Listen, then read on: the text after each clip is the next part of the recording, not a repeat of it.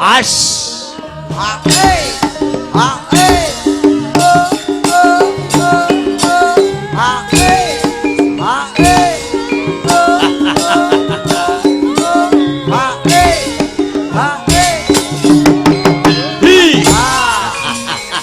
Kadung dawuh paman.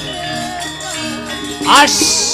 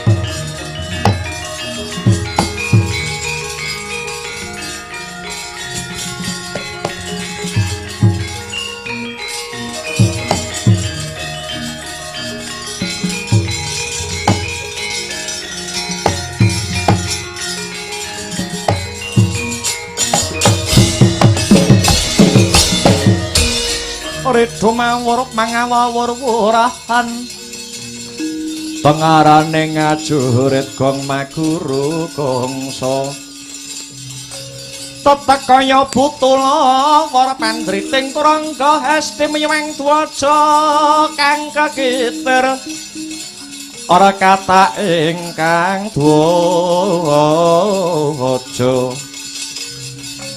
Dwaja lelayu sebit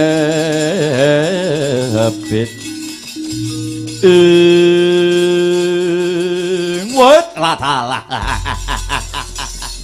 Paman Harya Sengkuni ingkang sampun medaling jawi saking kasatriyan Glagah Tinunu kula ingkang putra satriya Banjar Junut pundur sasana paman Jumadong dawuh kados pundi wa sing mrembakan ingkang mapan wonten kasatriyan Glagah Tinunu lho. Kabeh wae anakku Nggersata Kurawa. Pisan iki dawuhku padha gatekna. Sepisan aja mok kendhoni anggonmu dandan malah kepara padha kencengana. Kaping pindho kerepana anggonmu padha gladen perang. Kaping telu olah kanuragan kepara padha ajekana awit dina iki Kakang Durna gurumu wis ngendika Kurawa kuwi pancen kedunging kasekten ulekaning kadigdayan. Paman Sengkuni ngendika jare Kurawa kedunging kasekten ulekaning kadigdayan. Ning nyatane perang kok mboten nate menang ngaten niku kados pundi nalaripun man. Nek kuwi nasib, Dur. Batinmu mesti muni wong perangi jane adu nasib apa adu kasekten. Ya to? Nggih. Sadurunge kewetu sing dadi tembungmu tak sauri luwih dhisik. Wong perang kuwi ya nasib ya kasekten. Malah pangarasaku wong perang kuwi sing baku ana gelaring yuda. Kang Eyang Bisma nate paring dawuh Wong perang kuwi aja mung didoli akal ning ya nganggo akal. Sebab kabeh wong kuwi duwe apes ora beda kaya sing tak rembug karo Raden Brajadenta ana Pasewakan kasatriyan Glagah Tinunu ki mau. Makaten Paman, ya pancene kaya mengkono. Bak dina iki putraku Brajadenta bakal njabel panguwasa Pringgondani saka tangane Gatotkaca. Yen Gatotkaca ora ngulungake bakal direbut sarana Bandayuda. Malah nek perlu Pandhawa ditumpes sak oyot-oyote pisan. Wis saiki tak wene wektu kanggo takon. Sajake Durmagati kepengin takon. Kowe tak olehi omong ning tak wene wektu gorong menit. 2 menit nggih boten napa-napa kok, Pan. Pendapat itu satu sama lain berbeda. Sampeyan gadah polisi pengen mateni Gatotkaca kali Pandhawa. Ada yang setuju, ada yang menolak. Itu wajar, Kalau saya pikir jelas Paman Sengkuni itu orang legan golek momongan. Cobi to. Lah wong Gatotkaca niku sing milih rakyat Pringgondani. Pilihan sudah selesai dengan sukses tanpa gejolak apa-apa. Tinggal bekerja sama secara sesama. Lah kok sampean malah ngubupi pikire Brajadenta supaya ngrebut panguwasa Pringgondani niku jane pikir sampean niku pikiran patih napa pikiran maling to, Mongko sampean iki dudu wong Pringgondani lho. Kok mentalane gawe kisruh. Lah kok badhe ngorak-ngarik negarane liyan niku pripun? Nek ngaten bener kandhane wong-wong nika. Ngendi nggon ngendi papan kok isih ana Pati Sengkuni mesti ora tahu tentrem. Lah kok persis cobi ta? Saya tidak heran kok, Karena kalau batuk itu masih bisa diobati. Ning yen jenenge watak ora bakal ilang yen ora bareng karo sing nyandang. Lho niku tenan. Padahal kita pernah mendengar petuah dari Eyang Abiyasa lho, Ketika beliau mewejang Raden Nirbita, waktu diangkat jadi Patih Wirata. Simbah Abiyasa melingaten, "Le Nirbita, lamun kowe dadi patih kang sepisan pinter mulang aja pinter maling. Kaping pindho gelemo udu aja malah ngedu. Kaping telune kulinakno mikir aja sok kulino mukir." Lho, niku falsafah luhur lho, Wis. Empun. Saiki genti aku sing ngomong ya, Le. Mbahmu Abiyasa kuwi nuturi becik lumrah merga simbahmu kuwi pendhita. Lah aku patih, Le. Aja kok padhake karo pendhita. Bakune ayo padha budal. Ayo padha budal yen ketemu kala bendana kon bali dina iki mapan ana kasatriyan Glagah Tinunu. Yen ora gelem gek dipateni. Karana kala bendana luwih ndukung Gatotkaca tinimbang kakange si Brajadenta. Weh lah dalah. Kok ngaten pripun nalare, Man? Pun Mas diumbar mawon, Pun. Ben gak bentang geger mawon gek ndang geger. Jagate Sengkuni bentang mudyar. Ngono malah kahanan iso tentrem, malah kahanan iso ayem. Lambe lak deplok cengelmu kapok. Wis muga-muga antuk pengasih saka Gusti ingkang Maha Asih. Bambang Swatama, kula wonten dawuh Paman Hamiji satriya pedhanyangan kula pun swatama. Matuan jaba ya, Le. Pisan dandan kaping pindho mlumpuk kaping telu kabudalake nok-nok non dateng sedika Hamid madal pasilan Paman. Aja kaya bocah cilik sing dadi lakumu Swatama. Kumrekang bala lumares Budaling prawadya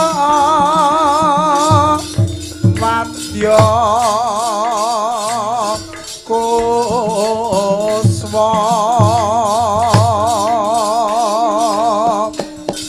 warna-warna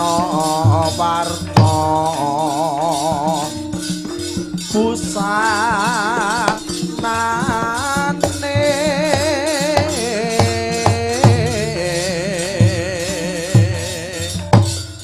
sakehing prawadya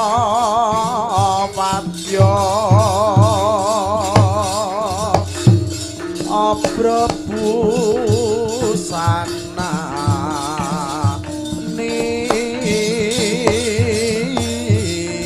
Sumantro Swarane rame kumuro Pindo ombake samudra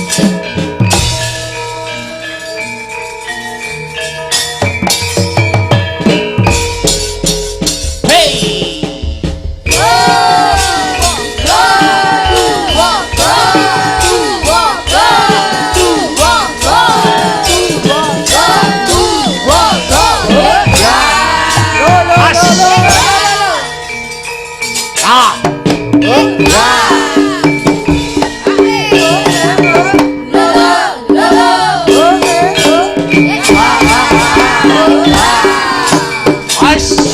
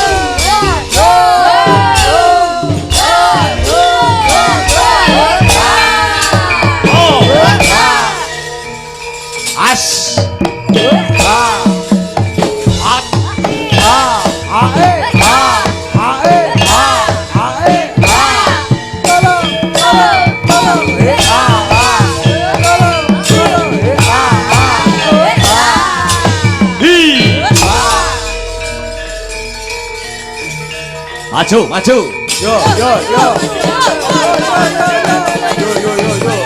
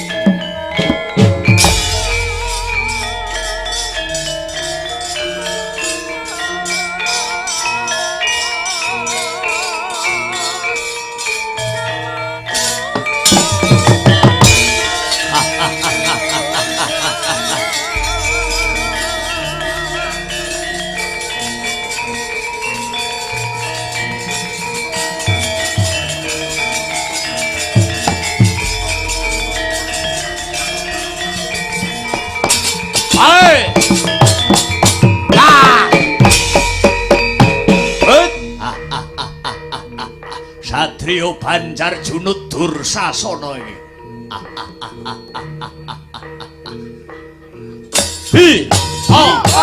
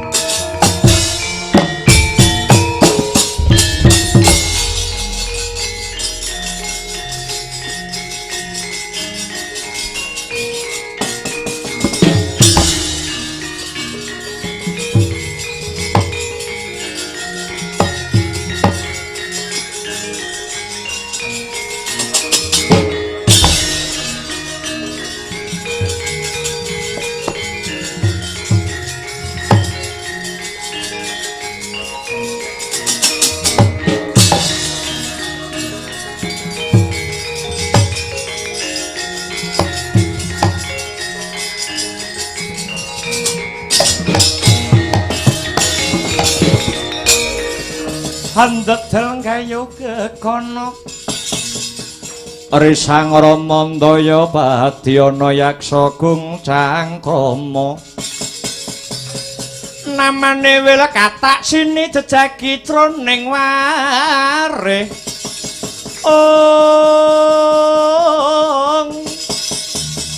mbadha kolam tanpa tuwa mina-mina jero jaladri mila gugu saben ari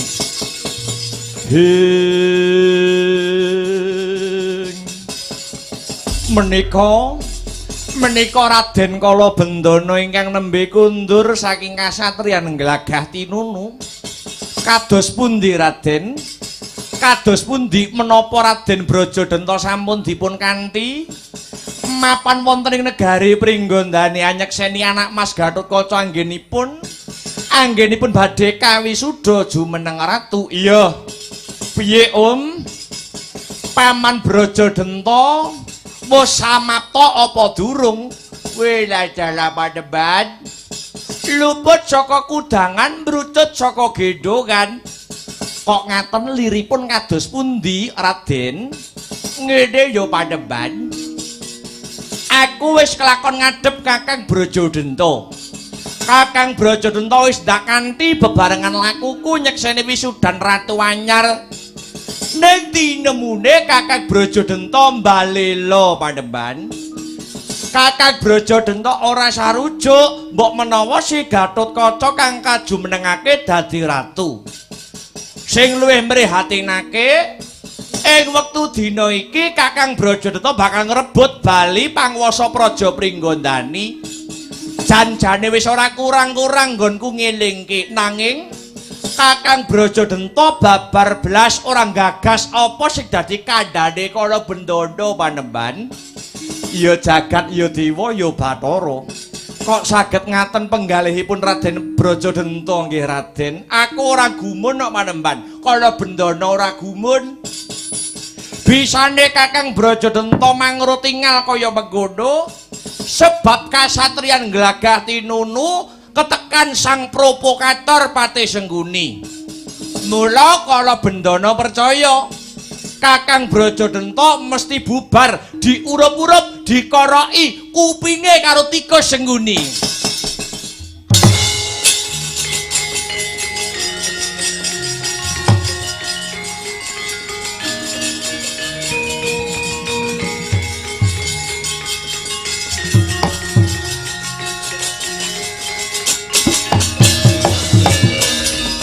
Leng-lenging driya mangu-mangu mangun kung kanduhan rimang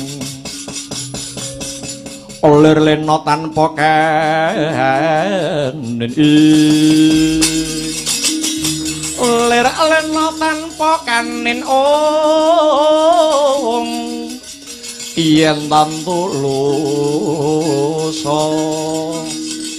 yen tantulusa mengko sang dia utama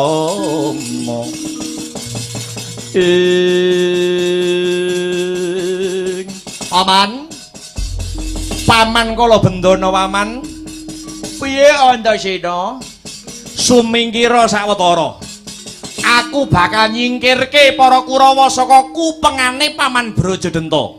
Supayane Paman Brajadanta ora kena pengaruhe wong-wong Astina, pengaruhe wong-wong Kurawa.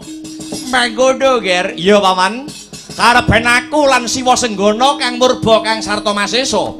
Iya nggih duga-duga ginawa ngati-ngati aja nganti keri ya Antasena.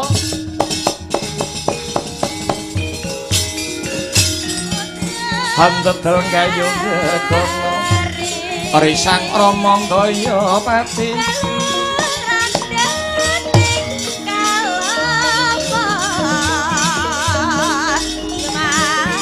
ana yaksa goncang krama namane wel katak sini jejagi jroning lare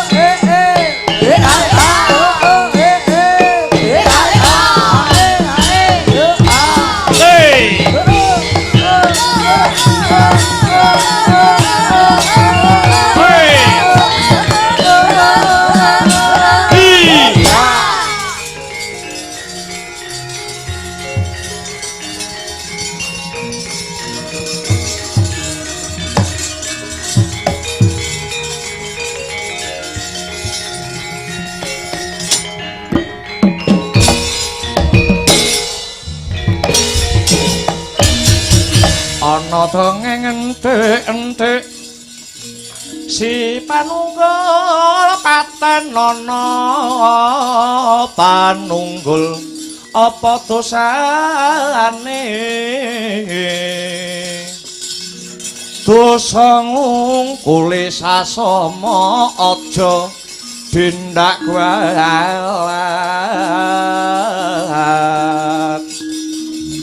lah iya bener kandamu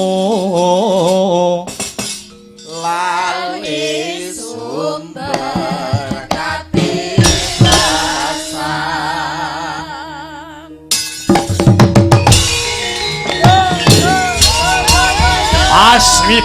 Mas Wiber panonku pating kelepyur durung sanggonku ngiyat dalem kepapak ana wanara kusika seta kang tegese kedhek mul sing putih ora pangling Anoman ora pangling Kartomarma pancen bener sumedya lakumu arep menyang endi sajak duweni niat kang ora becik ketitik penderangan mripatmu kowe bajingan kelangan lacak babo aku goleki buron kang sarta laronku ora ana kidang kang sarta menjangan kang liwat ana papan iki dudu bangsane kewan lah banjur sing mbok goleki si Kala Bendana goleki Raden Kala Bendana arep mbok ajak menyang endi arep takon bali mapan ana kasatriyan Glagah Tinunu yen ora gelem kelakon tak pocok sing dadi gulune kurang ajar yen kena tak pringgake secara becik yen kena tak elingke secara apik Kurawa padha baliya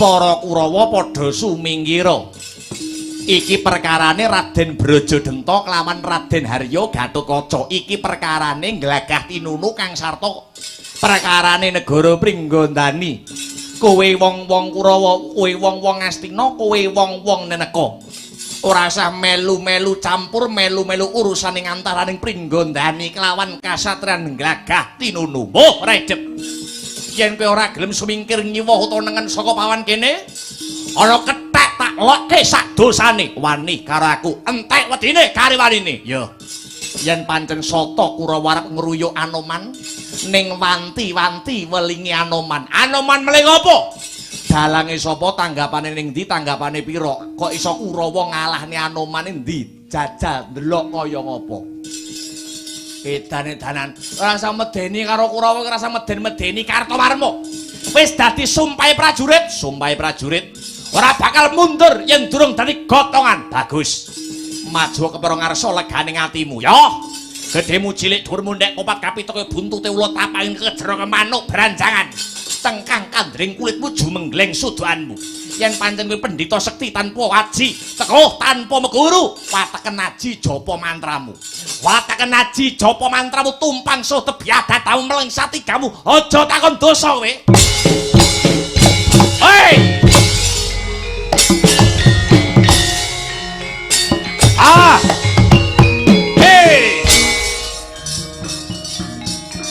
edan-edanan antep tanganmu ya Anoman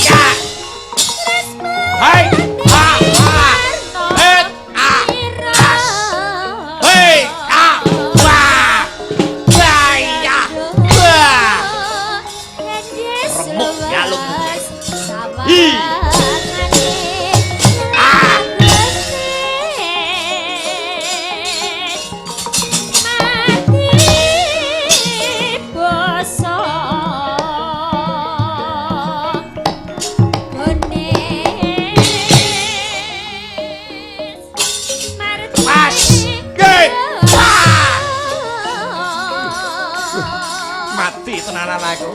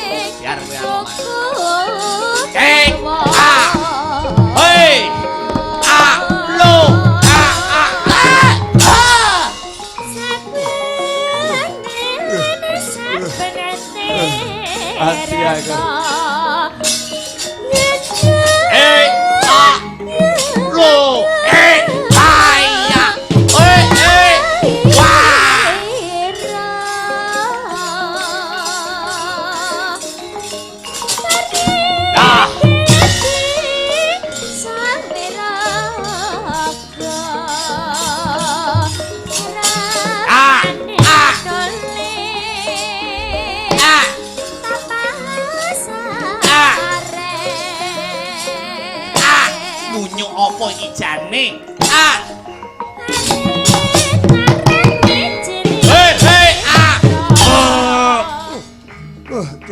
Mati aku. Pas. Hi. Ayo.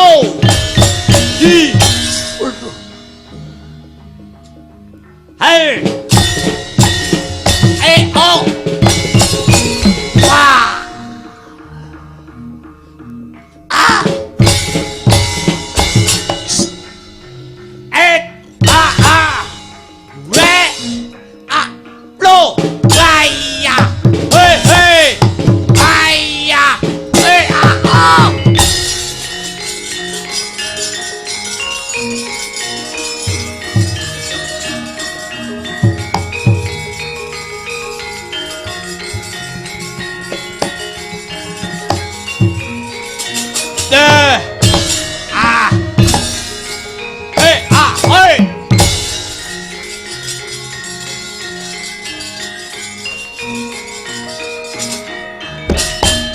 Anoman munyuk putih murang toto cekap bekuk dadekke ingon-ingon kebon binatang kowe. Ayo.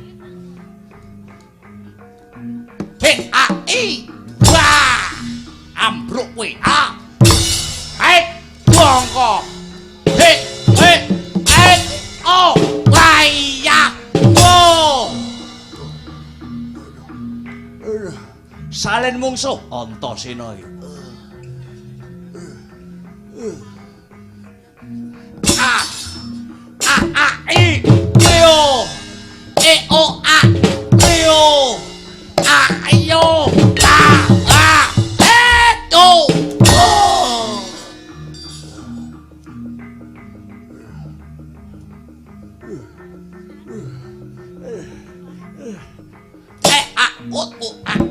Hi ho ho ho ai ya we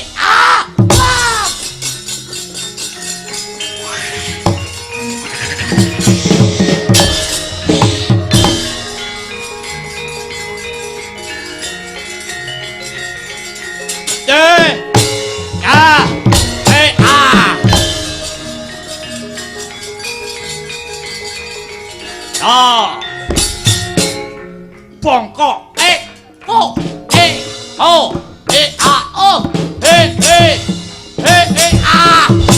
ora minggat remuk balungmu Anoman.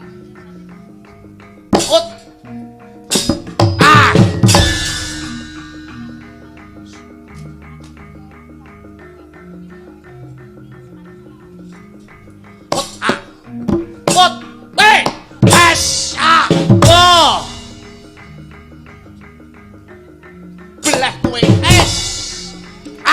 Buat. Aja mlayu kowe.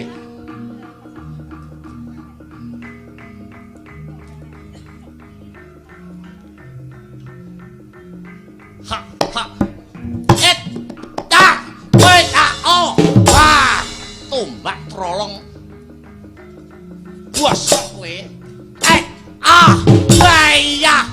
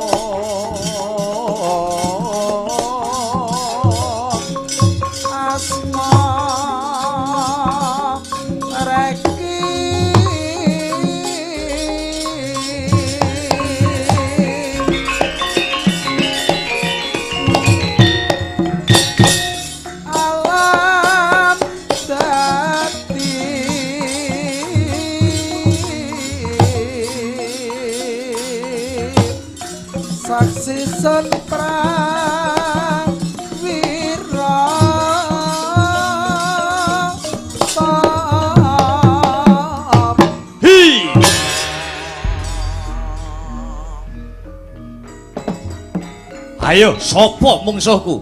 Ayo, kene. Iki Antasena Ayanana. Weh, ladalah edan-edanan Antasena. Musuh Jaya Jatra Ratu Sindhu lakon dadi pangewan-ewan kowe bangsat elek. Ayo, njogeta lak kendangi, Pakde.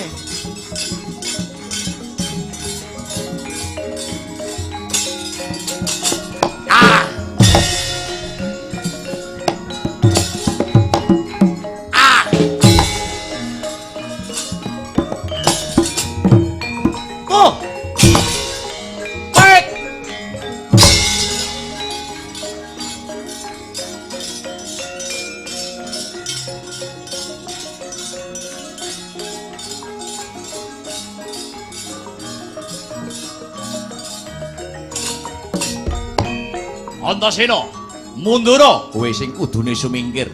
Kurawa ora usah melu celeng boloten kebo latengen. Mbuh, ora idep. Ora gelem sumingkir, kelakon dadi gotongan Antasena. Ayo maju ngejak pirang drak ladeni kowe. Bagus. Tak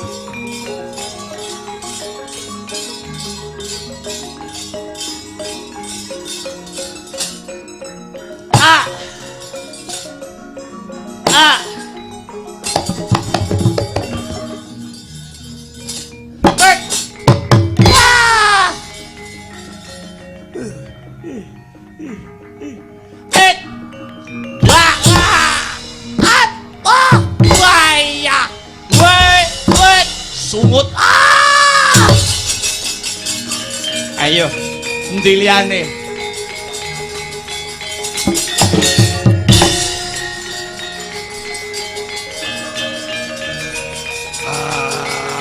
Ayo, adepono Raden Brajadanta.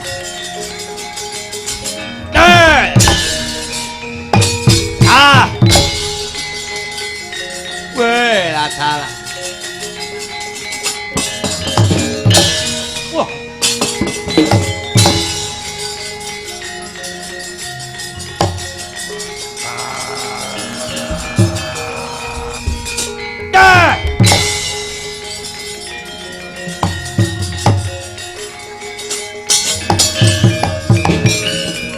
Sumangkah anggrus rusumbar lindhu bumi kunjing kumaludha guntur ketuk umop kang calon iki wut alah dudu karepe dhewe tinggal glanggang colong mlayu Hanuman lan Antasena Gatotkaca mudhuna lehmu dadi ratu. Pringgondani ratune kudu Brajadanta, dudu Gatotkaca. Hei!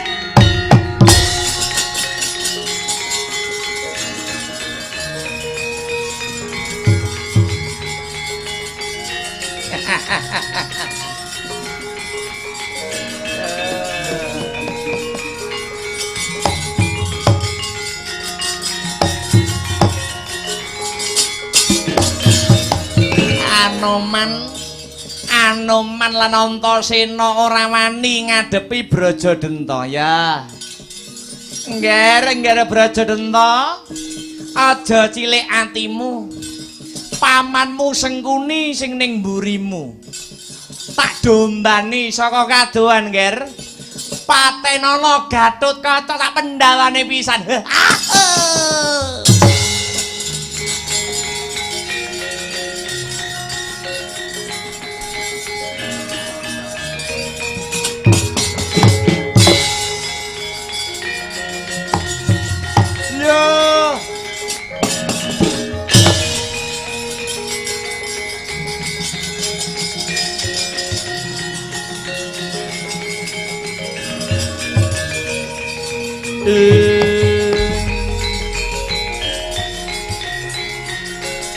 Oh kakak Brajamusti.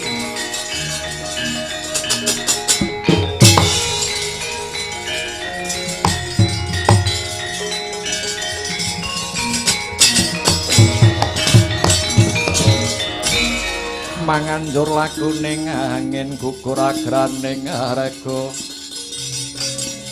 Gurugur neta kakiri-kiri ing ala bendana mlayu-mlayu gawe kaget ana apa?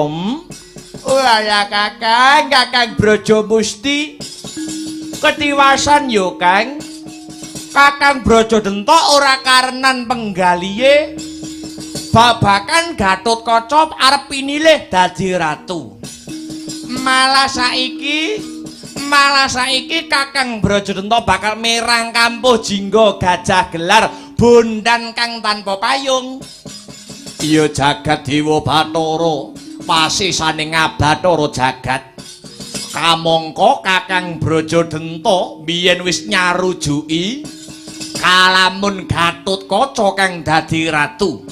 Sajake Kakang Brajadanta milik nggendong lali. Ya ta ya kala bendana piye Kakang? Aku tak sowan ning Pringgondani. Aku bakal sowan Pringgondani. Perkara iki bakal tak aturne Kakang Mbok Arimbi. Ya sing ati-ati yo Kang.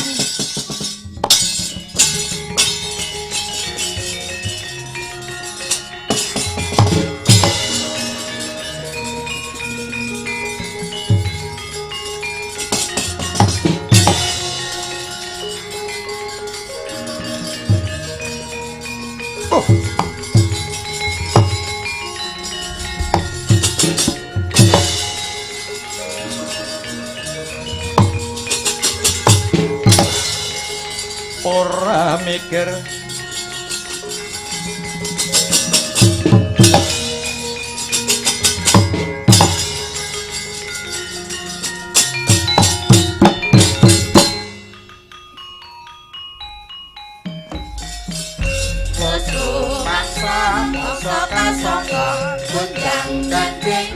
alam donya pramanusa putri pranara alam mati paring pidana